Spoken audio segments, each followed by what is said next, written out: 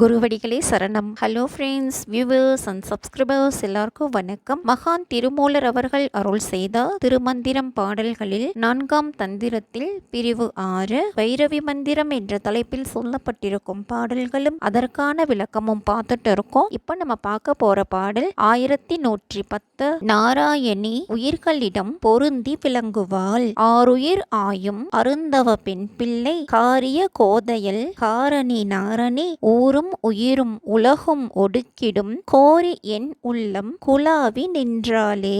அவள் நல்வினை ஆற்றியவர்களால் ஆராய பெறும் பெண் பிள்ளை, கரிய நிறம் உடையவள், 5 உயிருக்கும் காரணமானவள், நாராயணனின் தங்கை, உடல் உயிர் உலகு என்பனவற்றை ஒடுக்கும் கோரமானவள், என் உள்ளத்தில் மகிழ்ச்சியுடன் வீற்றிருந்தாள். பாடல் 1111. உள்ளத்தில் பொருந்தி தலையில் விளங்குவாள், குலாவிய கோல குமரி, என் உள்ளம் நிலாவியிருந்து நெடுநாள் அணைந்தும் உலாவியிருந்து உணர்ந்து உச்சியின் உள்ளே கலாவி இருந்த கலை தலையாலே. அப்பெருமாட்டி நாதத்தை வெளிப்படுத்துவாள், என் மனதில் விளங்கியிருந்து நீண்ட நாள் பொருந்தி இருந்தும் உச்சியிலே உலாவி உணர்ந்து கலந்து விளங்கும் சந்திர கலைகளை தன் தலையில் உடையவள் ஆவாள். பாடல் 1112. சந்திர மண்டலத்துக்கு மேல் விளங்கும் சக்தி, கலைத்தலை நெற்றி ஓர் கண் உடை கண்ணுள், முளைத்தலை மங்கை முயங்கி இருக்கும், சிலைத்தலை 6 தெரிவினை நோக்கி அழைத்த பூங்கொம்பினல் அங்கு இருந்தாளே. நெற்றி கண் உள்ள அர்த்த சந்திர ஒளியில் சிறப்படையும் மதிமண்டலத்தில் இரு கொங்கை பகுதிக்கு மேல் மங்கை தழுவியபடி இருப்பாள். மேருமலையின் உச்சியில் சிவத்துடன் கூட அசைந்தாடிக் கொண்டு படர்கின்ற கொடி போல் அங்கு இருந்தாள். மார்புக்கு மேல் நெற்றி நடுவிலிருந்து தலைமுடி அளவும் அதற்கு மேலும் சந்திர மண்டலம் உள்ளது. நெற்றி நடுவில் நீல ஒளி அரைவட்ட வடிவில் திகழும், அதற்கு மேல் சந்திர மண்டலம் பரவி இருக்கும். சந்திர மண்டலத்தில் உள்ள சக்தி சிவத்தை நோக்கி ஆடிக்கொண்டு இருந்தாள். பாடல் 1113. சிவத்துடன் ஒன்றி இருப்பாள், இருந்தனள் ஏந்திழை என் உள்ளம் மேவி, பொருந்திய நாள்விரல் புக்கனல் புள்ளி, திருந்திய தானுவில் சேர்ந்து உடன் ஒன்றி அருந்தவம் எய்தினள் ஆதியினாலே. ஆதிசக்தி ஒருத்தியே உலகை செயல்படுத்தும் போது குண்டலினியாகவும், செயல் உறுதியான போது சிவத்துடன் ஒன்றியும் இருப்பாள். சக்தி என் மனதில் இழை போன்ற வடிவினலாய் விளங்கினாள். உள்நாக்கு பகுதிக்கு மேல் 4 விரல் அளவு பாதையில் புகுந்தாள். திருந்திய அறிவான சிவத்துடன் கூடி ஒன்றாய் அருந்த கூத்தின் பயனை ஆதிசக்தி அடைந்தாள். பாடல் 1114. தேவி பிரிவின்றி விளங்குவாள், ஆதி அநாதி அகாரண காரணி, சோதி அசோதி சுகப்பர சுந்தரி, மாது சமாதி மனோன்மணி மங்களி, ஓதி என் உள்ளத்து உடன் இயைந்தாளே.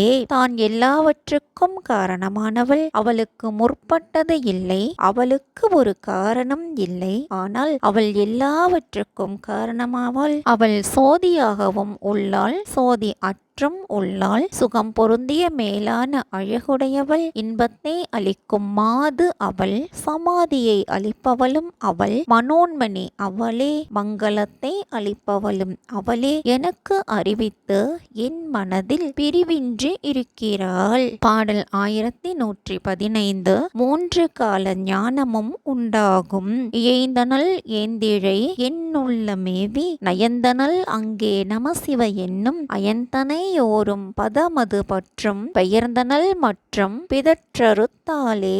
பராசக்தி என் மனதுள் பிரிவின்றி இருந்தால், என்னை விரும்பி இருந்தால், அங்கு சிவவடிவான தேவிக்கு வணக்கத்தை செலுத்தினேன். நான்முகன் படைப்பை ஆராய்ந்து உணரும் வல்லமையை அளிக்கும் நிலை அதுவே ஆகும். பற்றுகளை நீக்கி அருளினால் அதனுடன் நூல் வாயிலாக பெற்ற அறிவால் கூறும் பிதற்றல்கள் யாவற்றையும் அவள் போக்கினாள். பாடல் 1116.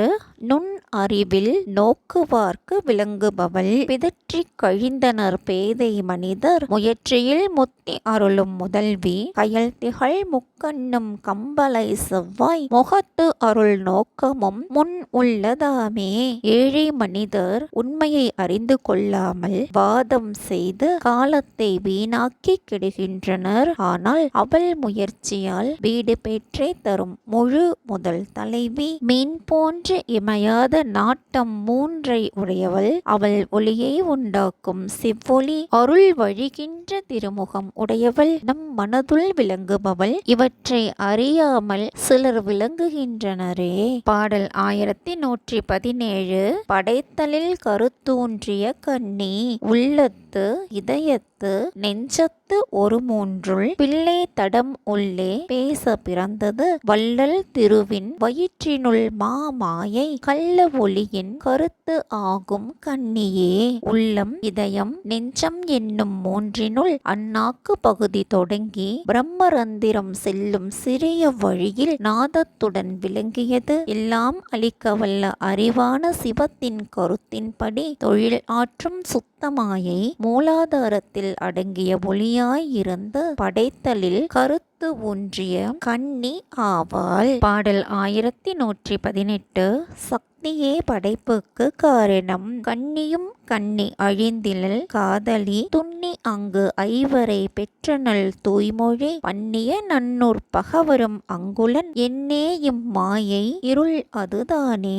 சக்தியும் கன்னித்தன்மை கெடாதவள் காதலியாய் சிவத்துடன் பொருந்தி 5 மக்களை பெற்றாள். தூய சொல்லாகிய நாத வடிவுடையவள். மறைகளால் புகழ்ந்து பேசப்படும் சிவனும் அங்கே இருக்கிறான். இத்தகைய மாயையானது இருளாகவும் விளங்கியது. என்னே வியப்பு.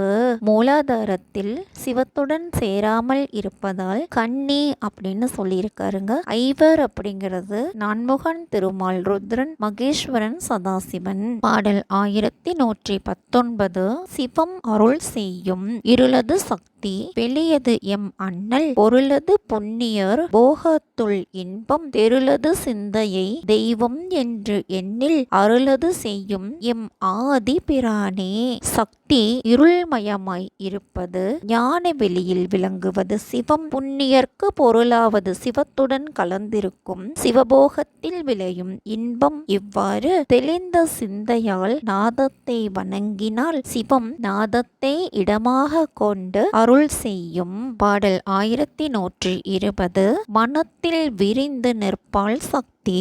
ஆதி அநாதியும் ஆய பராசக்தி பாதி பராபரை மேல் உரை பைந்தொடி மாது சமாதி மனோன்மணி மங்களி ஓதும் என் உள்ளத்து உடன் முகிழ்த்தாளே. பராசக்தி ஆதியாயும் அனாதியாயும் விளங்குபவள். பாதி திருமேனியை கொண்டவள் அவள். எல்லா தெய்வங்களுக்கும் மேலாக இருக்கின்ற நாத சக்தி பெருமையுடைய இவள் அனைத்தையும் தன்னிடம் நிலைக்க செய்பவள். மனோன்மணி நித்திய மங்களி. அவளை நினைக்கும் என் மனதில் நிறைந்து விரிந்து விளங்குவாள். பாடல் 1121. சக்தியே பல பேதமாய் நிற்பவள்.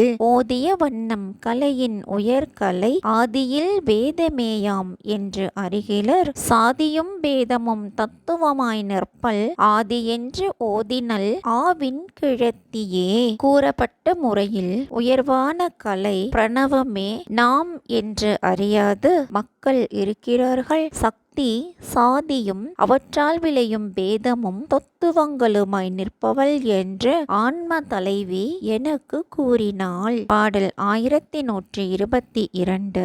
என் வினைகளை போக்குவாள். ஆவின் கிழத்தி நல் ஆவடு தன்றை நாவின் கிழத்தி நலம் புகழ்ந்து ஏத்திடும் தேவின் கிழத்தி திரு ஆம் சிவமங்கை மேவும் கிழத்தி வினை கடிந்தாலே.